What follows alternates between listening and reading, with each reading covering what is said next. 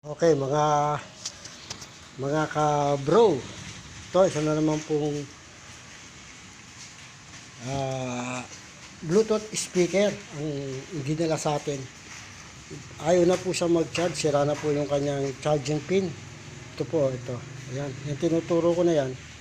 Hindi na po siya nagpa-function. Ngayon, may solution po dyan. Gagawan po natin ng paraan.